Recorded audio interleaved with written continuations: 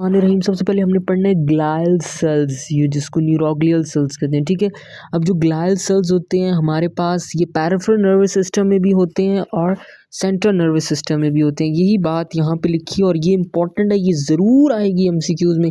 CNS के अंदर कौन से होते हैं? Peripheral nervous system. Peripheral nervous system के अंदर हमेशा याद रखनी है श्वान सेल, एस से श्वान, एस से सैटेलाइट सेल। श्वान सेल्स का दूसरा नाम है न्यूरोलीमोसाइट्स और सैटेलाइट सेल्स भी हैं। सेंट्रल नर्वस सिस्टम के अंदर हमारे पास आते हैं oligodendrocytes, astrocytes, oligodendrocytes, ependymal cells, microglia cells. किसी जगह माइक्रोग्लायल लिखा होता है, किसी जगह माइक्रोग्लिया लिखा होता है, लेकिन माइक्रोग्लिया कह लो माइक्रोग्लायल एक ही बात है। ये 4 है और यहाँ पे 2 6।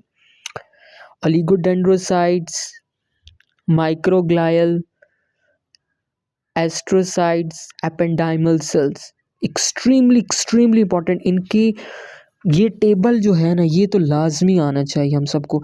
ओलिगोडेंड्रोसाइट जो भी सीएनएस के हैं ना, जो सेंट्रल नर्वस सिस्टम के हैं, एक्सेप्ट माइक्रोग्लिया, जो भी सीएनएस के वो सारे न्यूरल ट्यूब से आते हैं। जो पैराफेरल के होते हैं वो हमेशा न्यूरल क्रेस्ट से आते हैं। एक्सट्रीमली इंपॉर्टेंट बात है। माइक्रोग्लिया कहाँ से आता है? वो भी सीएनएस का, लेकिन माइक्रोग्लिया क्योंकि phagocytic cell of the CNS यानी ये मैक्रोफेज है, तो ये बोन मैरो यानी मोनोसाइट से आएगा। और ये जो सीएनएस में neural tube, peripheral nervous system में न्यूरल क्रेस्ट से, माइक्रोग्लिया सेल्स जो कि फेगोसाइटिक सेल्स हैं वो बोन मैरो में बोनोसाइट से। लोकेशन सीएनएस, एपेंडाइमल सेल्स जो कि हमारे पास सेरिब्रल एक्वाडक्ट में लाइन करते हैं। और सेरिब्रल एक्वाडक्ट क्या होती है? जो ज्वाइन करती है 3rd और 4th वेंट्रिकल को आपस में, यानी वेंट्रिकल्स को और सेंट्रल कैनाल ऑफ सीएनएस को ये एपेंडाइमल सेल्स सराउंड करते हैं।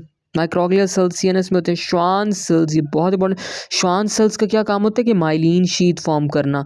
लेकिन ये माइलिन शीट किधर फॉर्म करते हैं? Peripheral nervous system, peripheral nerves में फॉर्म करते हैं। यानी यही बात मैंने बताई थी यहाँ पे, यही बात रजिस्टर पे भी लिखी थी कि जो श्वान सेल्स होते हैं वो न्यूरल क्रेस्ट से निकलते हैं और ये फॉर्म होते हैं peripheral nervous system, peripheral nerves में। Myelin sheath around the peripheral nerve. In the Guillain Barre syndrome जो एंटीबॉडीज बनती हैं वो माइलिन शीथ के खिलाफ बनती हैं। सो पैरिफेरल नर्व्स के सॉरी नहीं सही बल्कि बोल रहा हूँ, सॉरी मैं सही बोल रहा हूँ। एंटीबॉडीज़ जो बनती हैं वो बनती हैं, सॉरी, माइलिन शीथ के का खिलाफ बनती है, मैं पुट्ठा बोल रहा था। मल्टीपल स्क्लेरोसिस में माइलिन शीथ के खिलाफ बनती हैं। गुलिन-बार सिंड्रोम में पैरिफेरल नर्व्स के खिलाफ एंटीबॉडीज़ बनती हैं। सो जब पैरिफेरल नर्व्स की जो माइलिनेशन की हुई है श्वान सेल ने, तो डीमाइलिनेशन हो जाएगी, स्लो कंडक्शन हो जाएगी। ठीक है, और ये बात बहुत ज़्यादा इंपॉर्टेंट है कि जो श्वान सेल्स होते हैं वो एक सेगमेंट ऑफ एक्सॉन के एक न्यूरॉन को माइलिनेट करता है। ये बात देखिए, 1 Schwann cells can myelinate 1 segment of a single axon. Very important. तो ये बात मैंने बोली, गुलिन-बार सिंड्रोम एंटीबॉडीज किसके खिलाफ बनती है? पैरिफेरल नर्व्स के खिलाफ। मल्टीपल स्क्लेरोसिस में माइलिन शीथ के खिलाफ। यही है एस ओलिगोडेंड्रोसाइट। माइलिन किधर प्रोडक्शन कर रहे हैं? Myelin sheath in the central nervous system.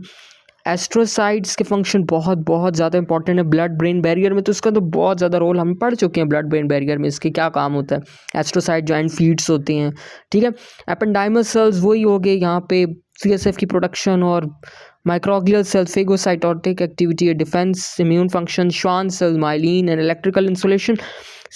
Satellite cells और ग्लैंग्लिया सेल्स, ये भी हमारे पास, ये तो माइलिन शीथ फॉर्म करते हैं, ये फॉर्म करते हैं इलेक्ट्रिकल इंसुलेशन या myelin sheath around the cell bodies. ठीक है, इसका डिटेल में फंक्शन देखते हैं।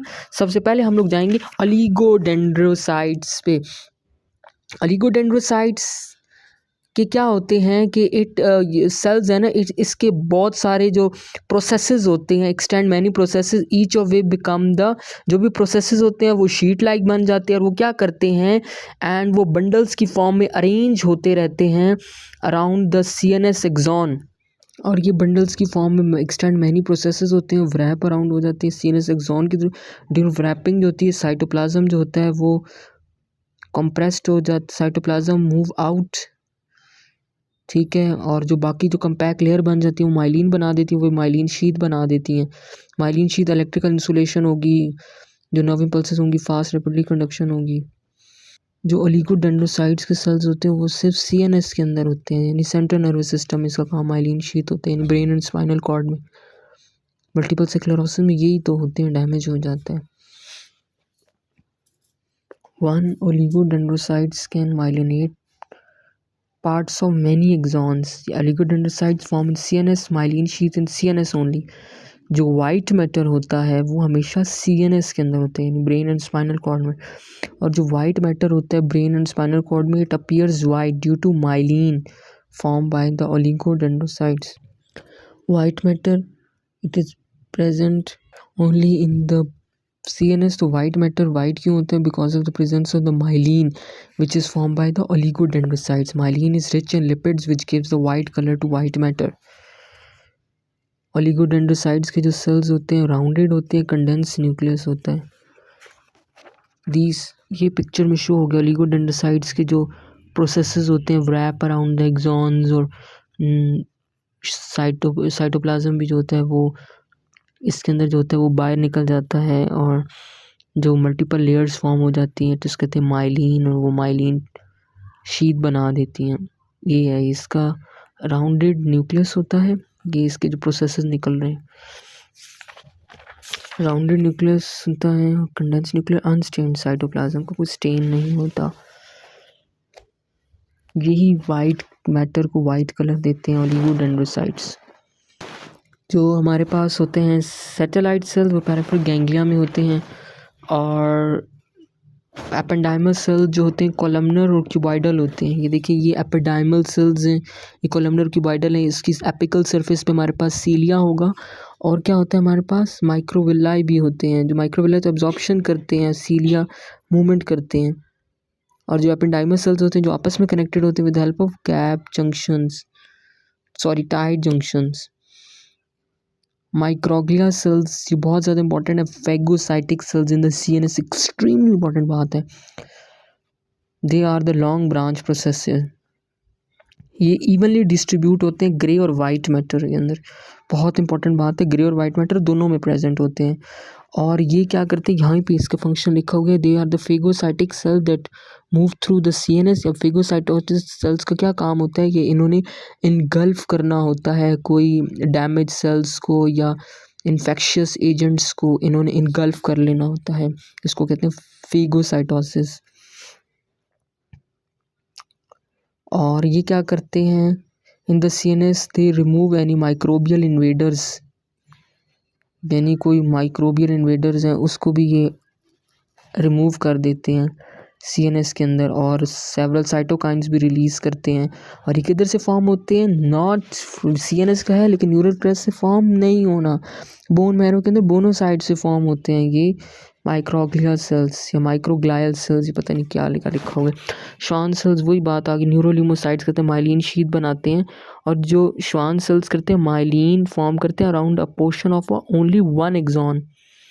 ठीक है, एक एक्सॉन के एक सेगमेंट पे करते हैं। पता है ना हमें पास कि एक्सॉन्स के, यानी ये पूरा एक्सॉन है, इसके ऊपर ये जो माइलिन शीट बनी हुई है, श्वान सेल्स हैं तो ये माइलिनेट करते हैं इस सेगमेंट को भी, इसको भी, इसको भी, इसको भी, एक एक सेगमेंट को करते हैं।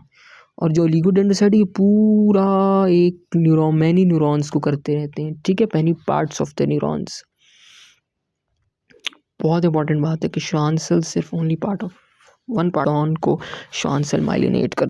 ये बात भी इम्पोर्टेंट। सैटेलाइट सेल जो होते हैं पेरिफेरल गैंग्लिया में होते हैं, the intimate glial layer around it is the intimate they form the intimate glial layer around each of the neuronal cell body in the ganglia of peripheral nervous system.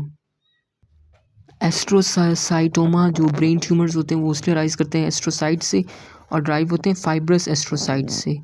और हम इसको distinguish कर सकते हैं कि अगर GFAP का level high होगा यानी एस्ट्रोसाइटोमा होगा। अब एस्ट्रोसाइट्स पे एक डिटेल वीडियो होनी चाहिए। और चलो इसको भी पढ़ लेते हैं। अल्जाइमर डिजीज़ क्या होता है? डिमेंशिया कॉज करता है। इसमें क्या होता है कि जो affect both the neuronal cell body और द सैनैप्स को भी अफेक्ट करता है विद इन द सेरिब्रम।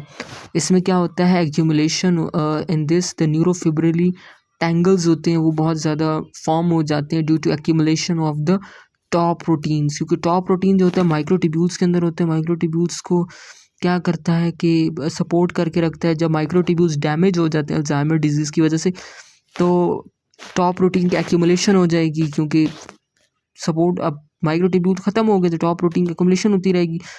हो गई है तो न्यूरोफिब्रिलरी टैंगल्स फॉर्म हो जाते हैं। दूसरा न्यूरोटिक प्लैग्स जो होते हैं वो फॉर्म हो जाते हैं बीटा एमिलॉइड प्लैग्स से। ये आउटसाइड द न्यूरॉन फॉर्म होते हैं। अब neurofibrillary tangles inside the neurons form होते हैं। यही बात जो लिखी थी सैटेलाइट सेल्स की, ये क्या करते हैं, पैराफेरल नर्वस सिस्टम की सेल बॉडीज़ को इंसुलेट करते हैं। Extremely important function.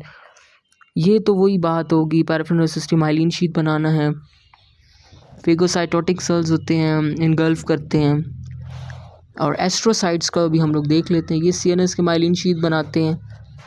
एस्ट्रोसाइट्स पे डिटेल नोट बनाना पड़ेगा, बाकी सब हो चुका है।